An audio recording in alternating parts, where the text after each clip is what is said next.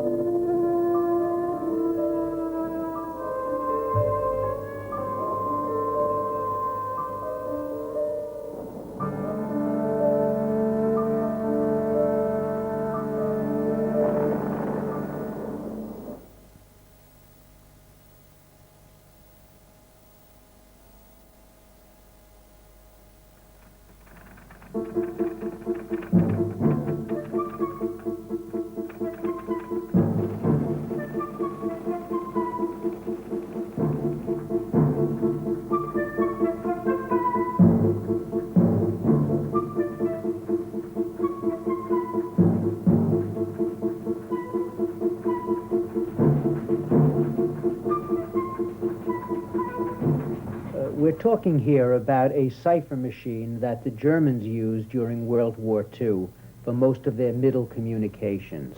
It was called the Enigma machine, and this is it. It came in this wooden case and was this large machine. Inside was the heart of the cipher machine. These three code wheels. These are wired code wheels. Inside is a maze of electrical wires which take the current, move it around, pass it through this reflecting rotor, as it's called, and move it back through the wires, creating an encipherment. It was, for its time, a very useful and rather strong machine, but for a number of reasons, the British were able, finally, during the war, to break this machine and read a great many of the messages that the Germans were transmitting in it, and therefore to discover many of the German military plans.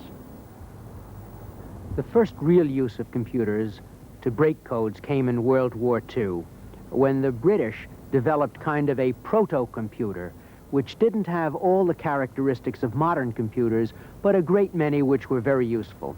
They called this Colossus, and they used it to make a number of statistical tests which enabled the British code breakers to solve a German cipher machine, a complicated German cipher machine called the Geheimschreiber.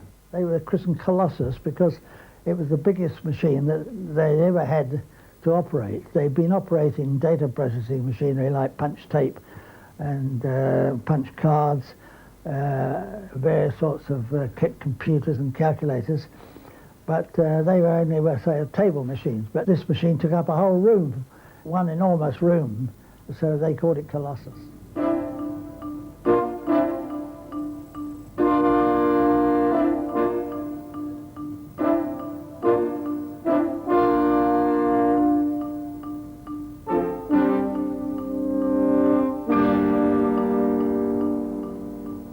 We knew that we had done something out of the ordinary. We knew that we'd made a breakthrough in the type of machinery, in the sort of electronic machinery. But we didn't think of it as a computer because we didn't know about computers. Like a computer, it had a repertoire of logical operations, and these could be programmed in various ways. It could also make its own decisions. It could make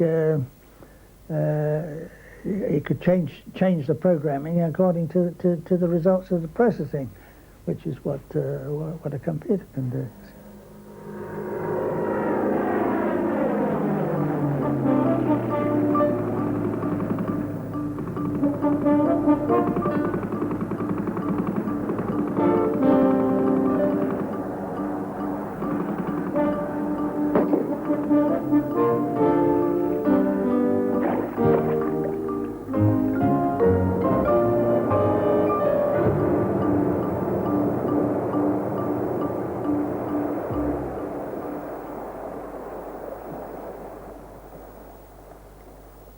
When the war ended, when the Germans collapsed, you know, in May 1945, it was extraordinary because there was an enormous department decoding messages daily, and suddenly the work stopped. There was no point in going on, and everybody sort of sat back and said, you know, what do we do now? And it just ended as suddenly as that.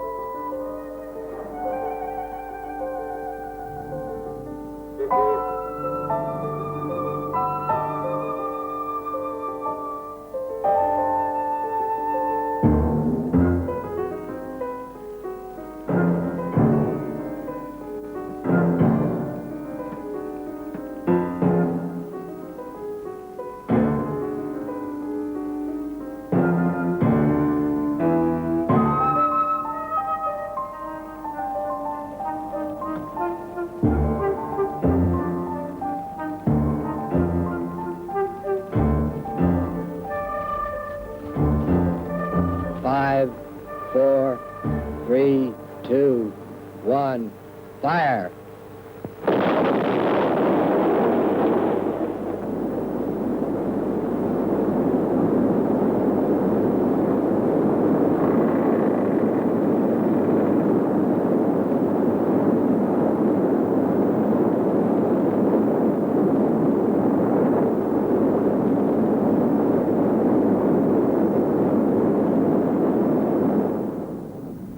We must have the clean weapon to save the innocent bystanders, to save our allies, and when we defend ourselves against enemy attack, to save our own people. We must have these clean weapons, and stoppage of nuclear tests would prevent us effectively from developing them. By trying to be super cautious now, we may unnecessarily sacrifice millions of human lives in a dirty nuclear war later.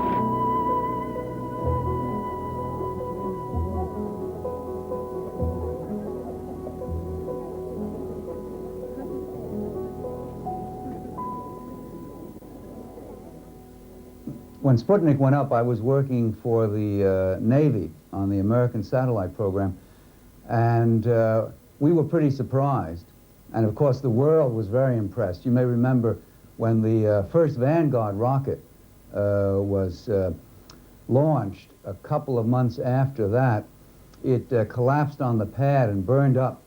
And the newspapers shouted Kaputnik, and the whole world tilted towards the Soviet Union. It was a very real thing because it was discounting the future. I mean, the world was discounting the future in favor of the socialist system, of the communist system and economy.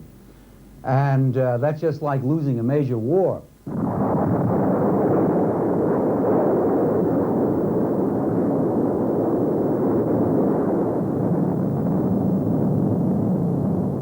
One night we came out of the Vanguard Control Center where I was helping to plot the orbit of the Sputnik, and we looked up at the moon. It was a night in November, 1957.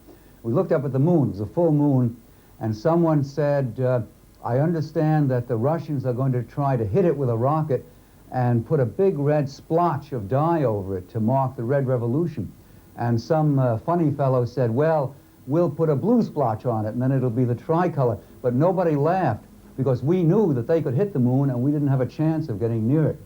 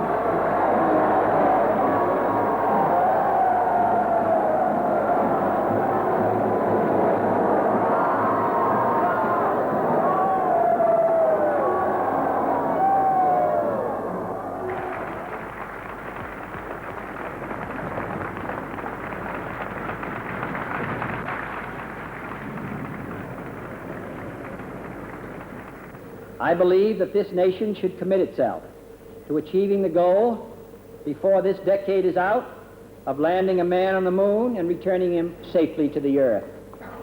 No single space project in this period will be more impressive to mankind or more important for the long-range exploration of space, and none will be so difficult or expensive to accomplish.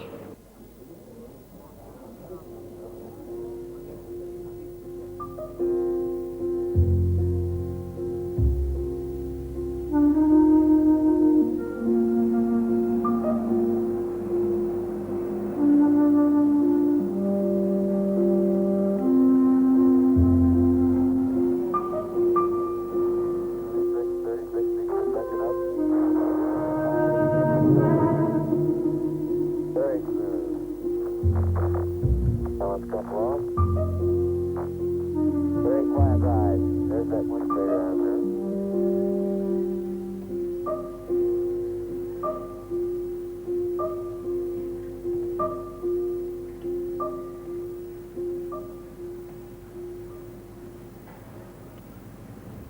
as soon as we got serious about this, it became clear that we needed a new way of building electronics into the guidance of these missiles and spaceships, so that they could stay on course and could also do the very complicated kinds of thinking, scientific thinking, needed to figure out how to get to the moon and back.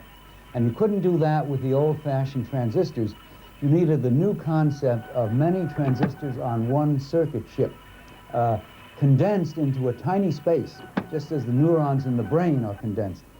And that was a need for a new kind of electronics, the integrated circuit, which the Defense Department also felt, because they needed a very rugged, compact electronic brain to guide their missiles in their ICBM forces. The main thing that the Defense Department provided was a market for very high-priced, high-cost transistors initially. Now, by the time the integrated circuit came along, and there was major work going on that, say in the mid-60s, there was no direct subsidy, at least where I was working, that is Fairchild, or at that time, for the work on integrated circuits. Rather, the missile programs and the space programs again served as a market for units that were designed by the company on company funds for commercial application primarily. Although early on some of those circuits were designed with the expectation that the military application would be the primary market initially for those circuits. So these two forces, NASA's need for getting to the moon and the Defense Department's need for a reliable missile came together, and they created the American computing industry, which in turn created the world's industry.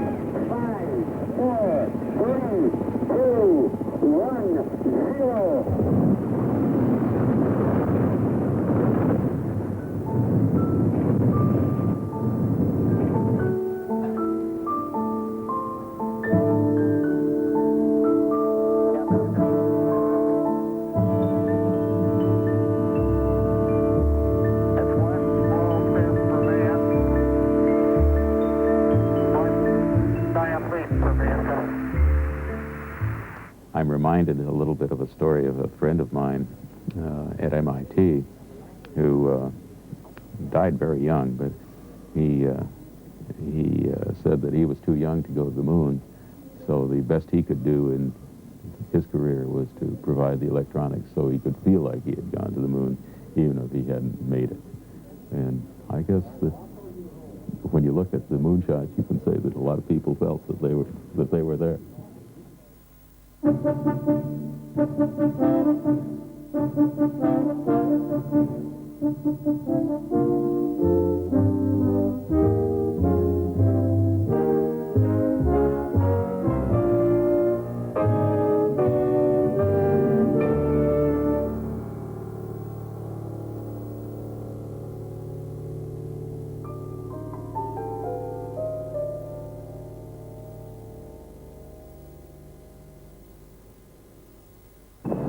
The accused spy charged here today is 49-year-old James Harper, Jr., a consulting engineer who lives in Mountain View in California's high-tech Silicon Valley. The charges read like a spy thriller, Harper is accused of selling Minuteman missile secrets, hundreds of pounds of documents, to Polish agents over the past 4.5 years for $250,000. FBI agents who broke the case said they knew from a counter-spy in Poland the documents were getting through, but only early this year did they suspect Harper was the source. The government says he supplied, but did not actually steal the secret information. Mr. Harper did not have a security clearance and did not have authorized access to any classified documents or information that he sold. Some of the classified information sold to Polish intelligence officers was available to him through his now deceased wife, Ruby Louise Schuler.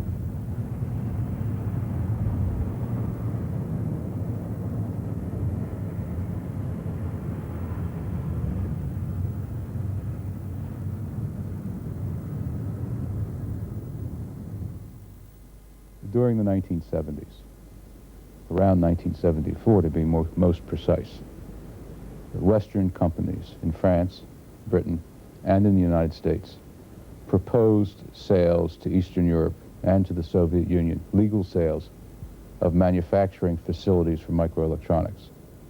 Now, there was nothing at that point in the Eastern Bloc by which they could make integrated circuits. Now, these sales were approved by governments and by COCOM, the International Coordinating Committee. And it is that, the principal change in 1974, that made it possible for the microelectronics industry in the Eastern Bloc to get underway. Turnkey factories were transferred. And then behind that, in the later 70s, large amounts of equipment were transferred, sometimes legally. Very often nobody paid any attention anymore, and it just simply shifted. I would say at the large-scale integration and the very large-scale integration is increasingly difficult for Soviets to copy. I think they're making efforts to convince Westerners that they have already copied certain chips, but they never seem to deliver the product. We also have some information that products made in Eastern Europe that they show off don't have parts made there, but have Western parts that have been smuggled in and stuck in to replace things they can't make. All this says to us that they're having some problems. They have maintained a very fast-paced military buildup. They have many new systems coming online, very modern systems, but they have certain shortcomings, and among those shortcomings are the next generation of electronics, which we ourselves hope to be able to deploy in the 1990s.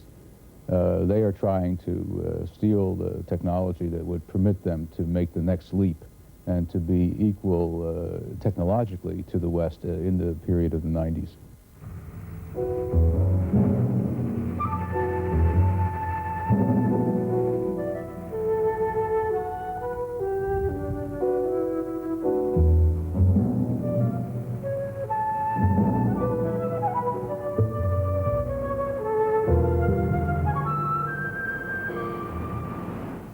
Well, we can't seal the Soviet Union off and prevent Western technology from arriving in the Soviet Union or being put to military use. What we think we can do is slow the rate at which the Soviets acquire Western technology, make it more costly for them to acquire it, make it less certain that they will be able to receive the technology they need when they need it, and therefore cause them to plan without assuming that it will be available. We know now, for example, that the Soviets have become so confident of their ability to get even quite sensitive Western technology when they need it, that they build it into their 5-year plans. We ought to at least be able to make it a little less certain than that.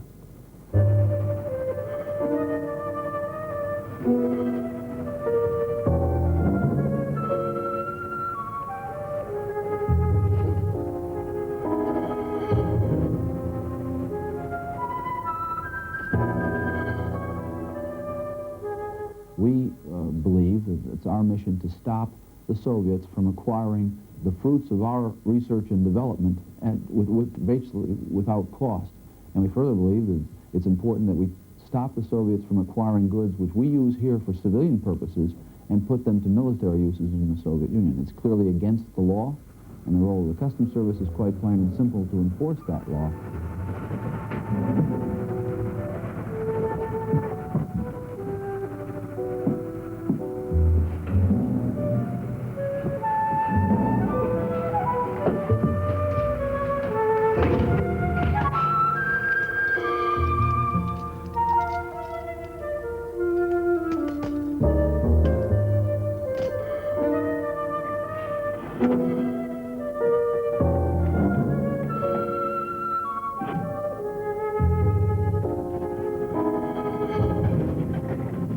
The computers actually originated here in the Northeast United States, were then sold to a firm, a computer broker in New York, and that broker resold them once again to a firm in South Africa, from where they were eventually diverted. Information was received by us, which was later substantiated, that indicated that these goods, which had left South Africa, were on their way to the Soviet bloc, and that they were critical, or of critical importance. They were a type of commodity which would not be licensed by either the United States or the Allied countries for use in the Soviet Union.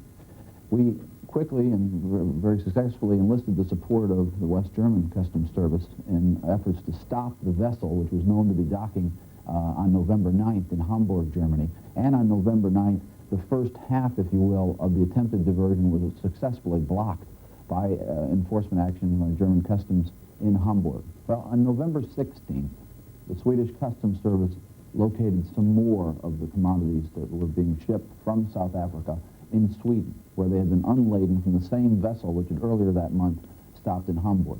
And eventually, both the goods seized in Germany and those seized in Sweden were returned to the United States. It's only in the past few years, since the Reagan administration came into power, that the laws against the export of commercial technology have really been enforced. Most of the so-called switch traders are breaking laws which were virtually ignored during the Nixon and Reagan administrations under détente. And it caught a lot of people off guard, caught a lot of people by surprise when the Reagan administration began enforcing these laws. And some of these people were arrested. It certainly caught the Soviets by surprise and annoyed them greatly. And I think that was intentional. I think that this has a political aspect to it that probably outweighs any technological aspect that you could think of.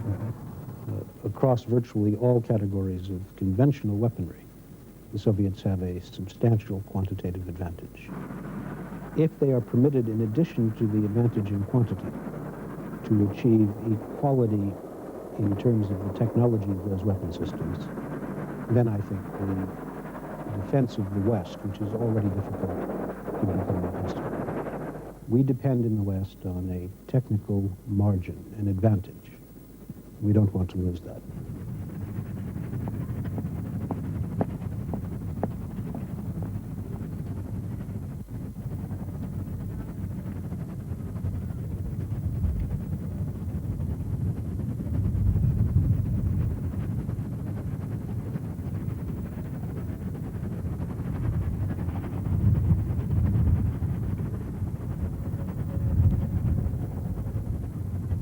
Much of the research, that is university research carried on in computers, is in fact funded by the military, the Department of Defense particularly. As far as industry is concerned, there's often an arrangement where a particular firm, say General Electric, just for an example, will have a very large government contract, a military contract, and that a certain percentage of the monies paid for that contract are then usable by the company for research. So much of the industrial research is also funded by the military. In a place like MIT, which is of course one of the principal places where such research is done, I think today the researcher has very little option. There are still projects which are labeled perhaps euphemistically, for example, work on machine vision. The reason the Department of Defense is paying for that is because it's terribly important to them that missiles be able to see and recognize where they are and so on, for example, in the case of cruise and Pershing missiles.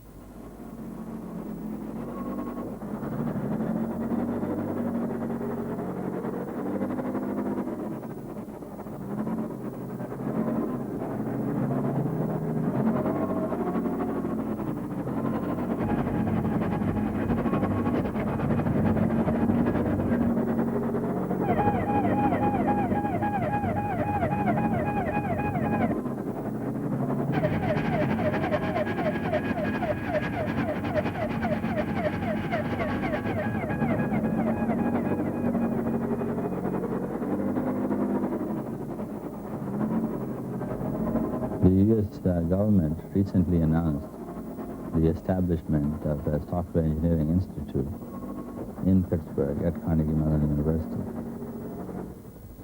The work that is being done with this research funding is generic, although it does have certainly defense applications. It also has very large civilian applications potential also. Anything that is learned will impact the civilian sector an order of magnitude more than the defense sector. So we think it's entirely appropriate for us to use whatever kind of money we get to do advanced research. Because if it is not used by us, it would go to building a B-1 bomber or something, which is probably not as good a use. Because this way, the knowledge that is discovered is available and useful for the whole country and in the whole world, in fact. Whereas if you just go build one more airplane, it's just there, most of the time not being used. It's a waste of resources. One of the very attractive properties of work connected with the military is that these works, these problems are usually terribly interesting and terribly difficult and puzzle-like and so on. And one advantage that one has when one is working on things like that is that the work is specifically goal-oriented, that in a certain sense one knows when one is getting close and so on. Whereas with ordinary research, not military research, fundamental research, for example, in the biological sciences, that condition very, very seldom exists.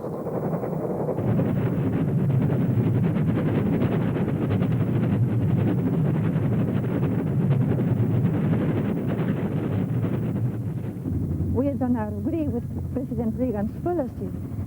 Deployment of the missiles in Europe is a provoking to the Soviet Union. We don't agree with that. We work for world peace and world disarmament immediately. There's no time. It has to be now, or we will all perish.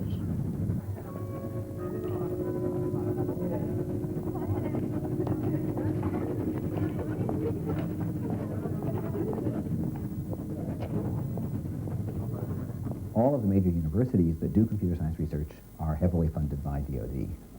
Stanford is no exception. The figure is something, it's not all of the research, but it's certainly in the range near half of the money. And there's been a lot of discussion about what that means.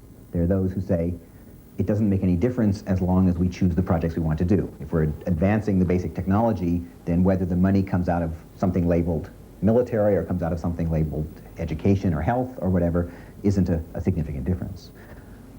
There are others, including myself, who feel that there are important subtle effects. That is, I may, as a faculty member, choose what I think is the most interesting project to work on, but the fact that a particular agency with a particular set of goals is funding the research in general leads the whole field in certain directions. It means certain areas will be emphasized more, certain areas will be emphasized less. It means that when it comes time to speak out on some kind of an issue where the university might take a stand, let's say, that was not popular with the military, there's the nagging question of next time they decide to do a big funding project, are they going to go back to the universities again, or are they going to go off to something else, to the think tanks or to their own researchers?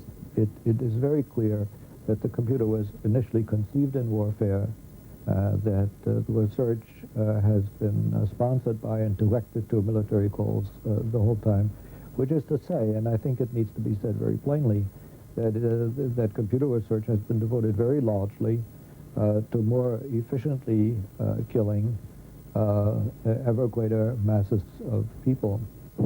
This is Star Wars, an animated version of the final phase of strategic defense, when enemy warheads are coming in on the United States, and with every new and exotic weapon in its arsenal, the U.S. is fighting back. On March 23rd, 1983, President Reagan gave his famous speech launching the Strategic Defense Initiative, popularly called Star Wars. What he did then was to make a popular appeal that we could shrug off Soviet nuclear weapons eventually. That is, that shining city on the hill could be secure against attack by Soviet nuclear weapons.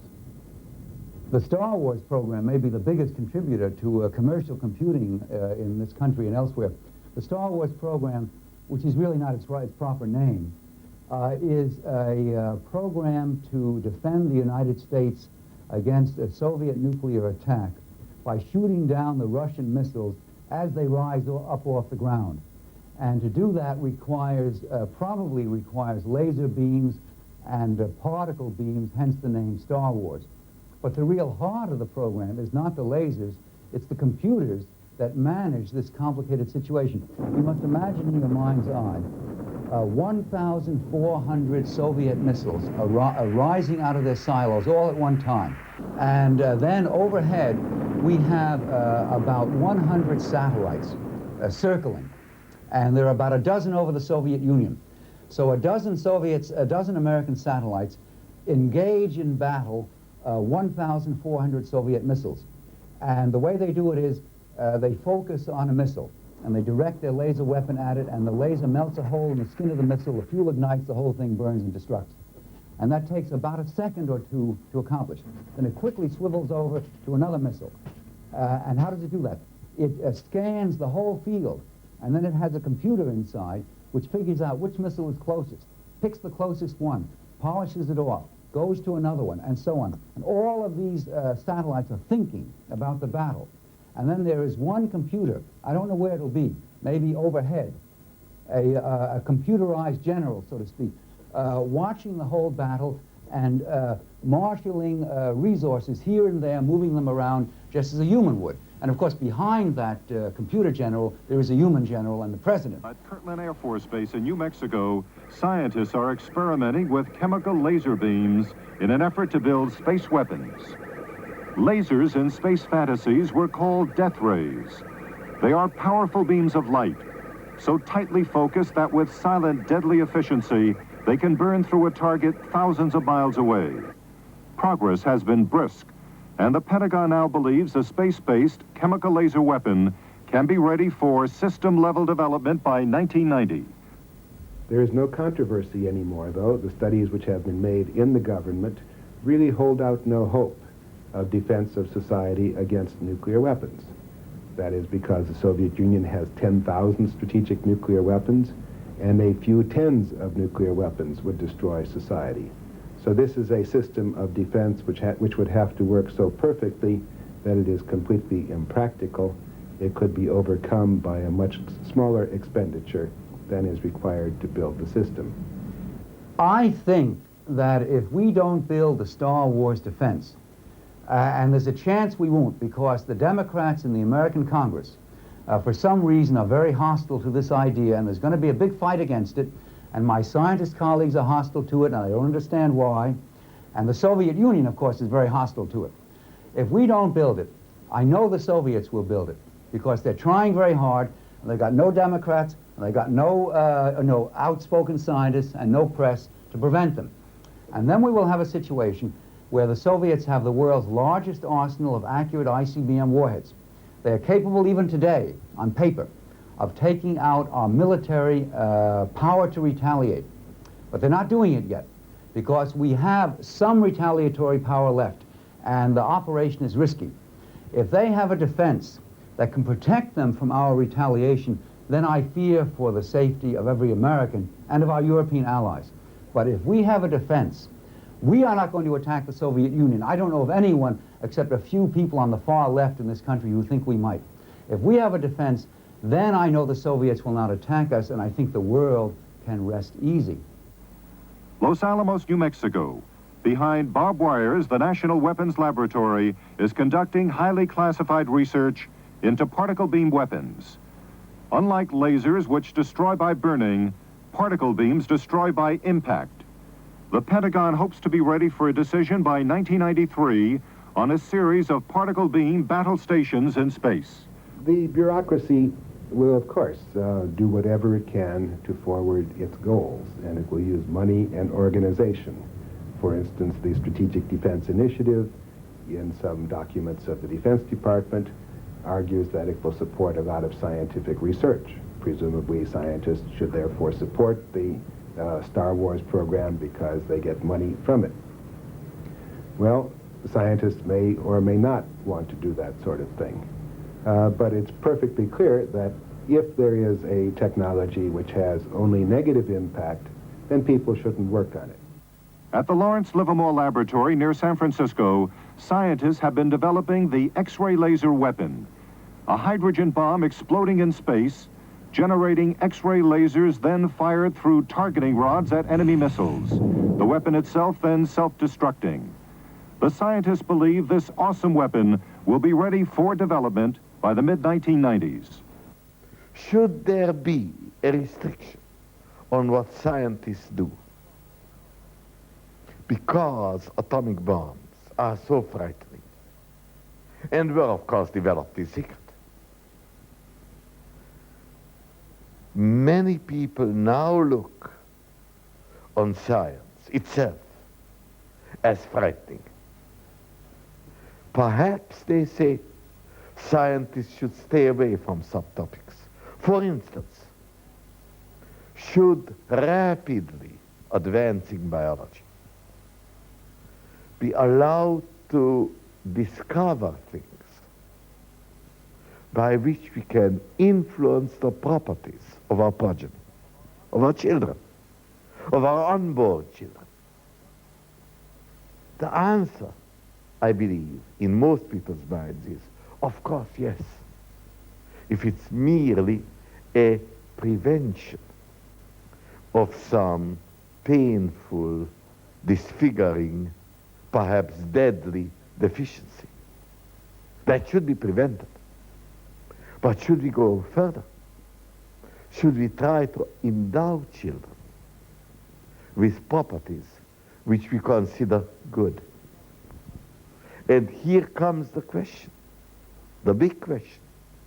What is good? Who says that this is good and this is evil? And this is just the forbidden knowledge from the Garden of Eden, whose dangers have been pointed out in the first lines of the Bible.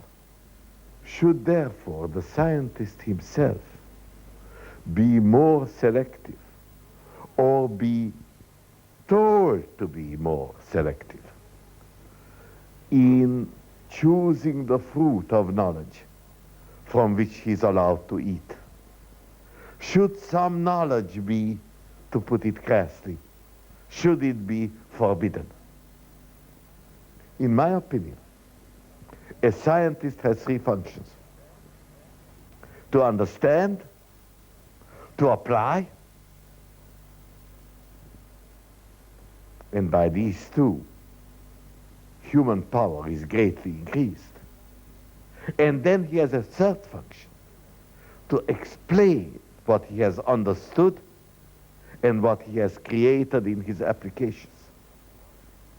But once he has done all this, to try to do more, to limit his research, or to ask that the fruits of his research be used or not used in certain ways, that, I think, is presumptuous. Those decisions ought to be left to the average man, probably through his elected representatives in a democracy. Otherwise, we would create a scientific elite.